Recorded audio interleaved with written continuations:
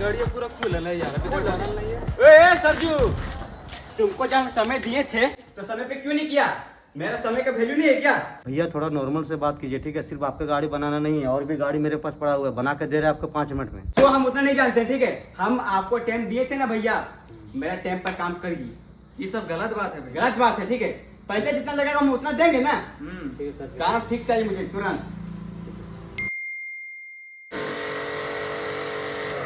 हो गया भैया? हाँ भैया हो गया। कितना हुआ? ज्यादा नहीं हुआ भैया, 4000 हुआ। अरे बाप रे, 4000 रुपए? लेकिन एक सेकंड, भैया 4000 रुपए ज्यादा नहीं हो गया?